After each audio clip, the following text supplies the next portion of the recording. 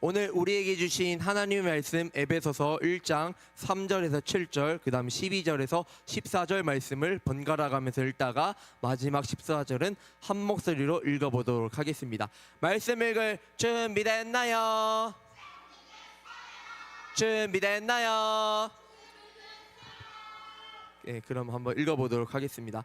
찬송하리로다. 하나님 곧 우리 주 예수 그리스도의 아버지께서 그리스도 안에서 하늘에 속한 모든 신령한 복을 우리에게 주시되. 시작.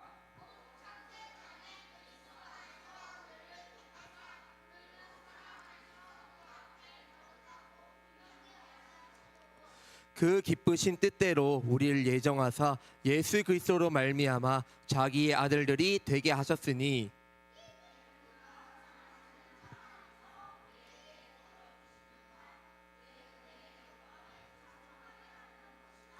우리는 그리스도 안에서 그의 은혜의 풍성함을 따라 그의 피로 말미암아 속량 곧 죄사함을 받았느니라. 12절 읽어주세요. 시작.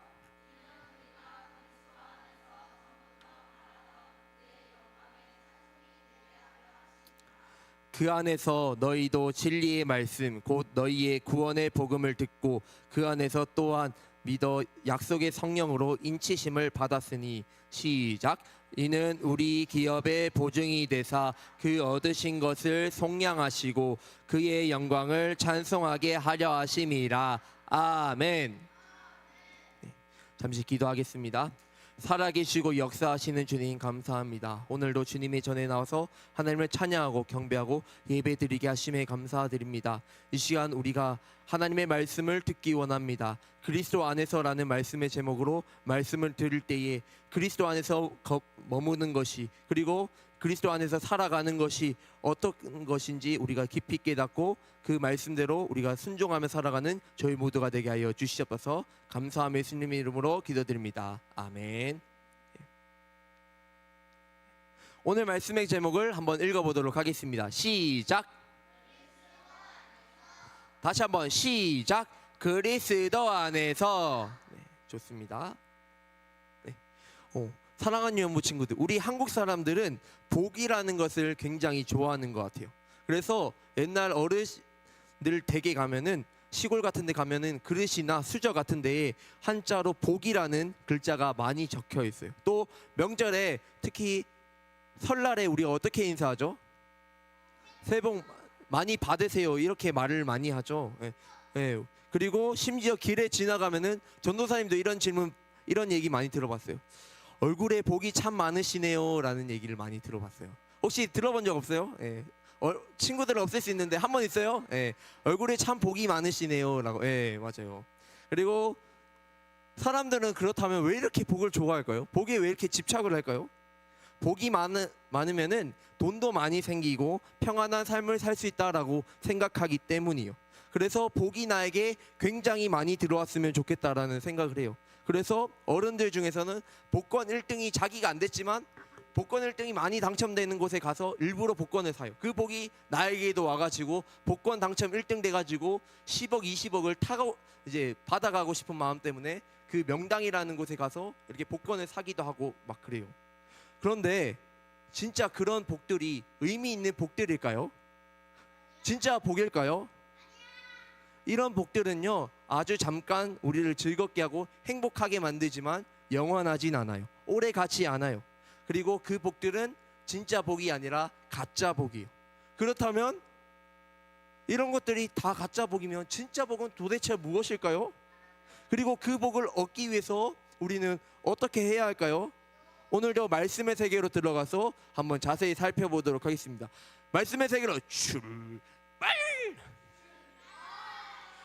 출발! 좋습니다. 네.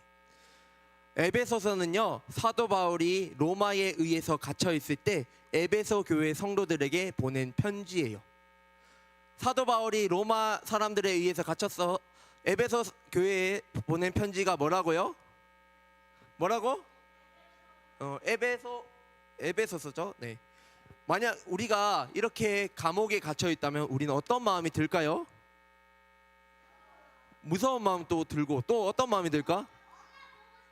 엄마 보고 싶은 마음이 들 것 같아요. 네, 또 억울해요. 맞아요. 또 하루라도 빨리 나가고 싶을 거예요. 너무 답답해가지고. 네, 간식을 감옥에 있으니까 잘 안 주겠죠. 네, 네, 좁고 불편해서 짜증도 많이 날 거예요. 그리고 바울은요, 심지어 어떠한 잘못을 해서 감옥에 갇힌 게 아니에요. 바울은요, 그냥 복음을 전했다는 이유로, 예수님을 전했다는 이유로 그냥 감옥에 갇힌 거예요.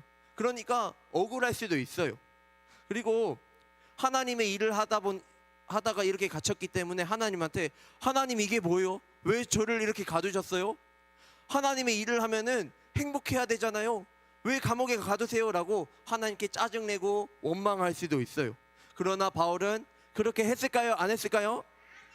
네, 안 했어요. 하나님을 원망하지 않고 오히려 하나님께 찬송을 했어요. 왜냐하면 이 세상에서 진짜 복을 이미 받았다라는 것을 알고 있었기 때문이에요. 이 복은요, 세상이 말하는 그런 돈이 많이 생기는 것과 인기가 많아지는 것, 그 다음에 편안한 생활이 아니에요. 하나님의 백성으로서 이 땅을 살아갈 수 있는 은혜, 즉 예수님 안에서 주어지는 구원의 복이에요. 사랑하는 유연부 친구들, 하나님은 복을 주시는 분이세요. 모든 복의 주관자이신 하나님께서는 우리에게 하늘에 속한 모든 복을 주세요. 하나님은 하늘과 땅을 만드시기도 전에 사람들을 향한 특별한 계획을 세우셨어요. 하나님께서는 우리 사람들이 하나님만 사랑하고 하나님의 말씀대로 살아가기를 원하셔서 자녀로 삼으셨어요. 우리가 하나님의 말씀을, 하나님의 뜻과 계획을 따를 때에 우리는 하나님을 아빠 하나님이라고 부를 수 있는 거예요. 뭐라고 부를 수 있다고요? 예, 아빠 하나님이라고 부를 수 있어요. 그런데 사람들은 안타깝게도 하나님을 잊어버렸어요. 하나님께서 사람들을 정말 멋지고 아름답게 만들어 주셨는데 사람들은 죄를 지으면서 자기 마음대로 살기 시작했어요. 최초의 사람이 누구죠? 네, 아담과 하와가요, 하나님의 말씀을 듣지 않고 선악과를 따먹으면서 죄가 시작되었어요. 그래서 아담과 하와뿐만 아니라 그 이후에 태어나는 모든 사람들이 죄인이 되었어요. 죄를 지은 사람들이 몸과 마음, 영혼이 병들어서 죽게 되었어요. 우리는 죄 때문에 하나님과 가까워졌을까요? 멀어졌을까요? 네, 멀어졌어요. 그러나 은혜와 사랑이 많으신 하나님께서는 이거를 너무나도 안타깝게 여기셨어요. 하나님은 다시 한번 우리를 하나님과 가까이 하기 위해서 계획하셨어요. 하나님은 자기 아들이신 예수님을 사람의 몸으로 이 땅에 보내셨어요. 그것도 가장 낮고 낮은 모습으로 이 땅에 오셨어요. 그리고 죄가 하나도 없으신 예수님, 아무런 잘못도 없으신 예수님께서 우리를 대신해서 이렇게 붙잡히시고 채찍에 맞으셨어요. 온몸에 피가 흘러 넘쳤어요. 그런 상태에서 무거운 십자가를 메고 골고다라고 하기도 하고 갈보리라고 하는 그 언덕을 한 걸음 또 한 걸음 또 한 걸음을 걸어가셨어요. 이 십자가는 전도사님이 저번에도 이야기했지만 가볍게는 30kg, 무겁게는 한 50kg 되는 거예요. 그렇게 엄청 무거워요. 일반적으로 컨디션이 좋은 남자들이 이 십자가를 메고 가는 것도 힘든데 예수님은 온몸이 찢어지고 다친 상태에서, 맞은 상태에서 언덕 밑에서, 이 골고다 언덕에서 밑에서 이렇게 십자가를 지고 언덕 위로 올라가신 거예요. 그리고 마침내 언덕 위에 도착해서는 예수님이 입고 있던 옷도 다 벗겨지고 부끄러움을 당하셨어요. 그리고 머리에는 이만한 가시가 여러 개 박힌 가시면류관을 이렇게 쓰셨어요. 사랑하는 유모 친구들, 우리가 손톱에 요만한 가시가 살짝 있어요. 아파요? 안 아파요?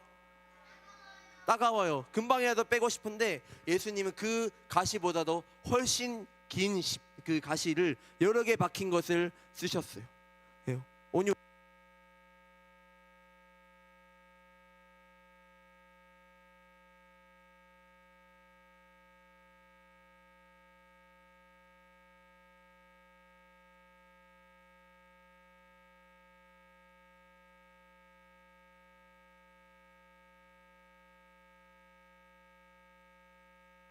안 나오네. 네. 하나, 둘, 셋. 네. 조금 줄여주세요. 네. 네. 온유가 좋은 질문을 했는데 그림상에서는 이렇게 가렸지만 실제로는 다 벌거벗고 이렇게 계셨어요. 우리 친구들이 잘못해가지고 엄마가 아파트 복도에 다 벗기고 밖에 내본다 생각해보세요. 얼마나 부끄러울까. 근데 예수님은 아무런 잘못도 안 했어요.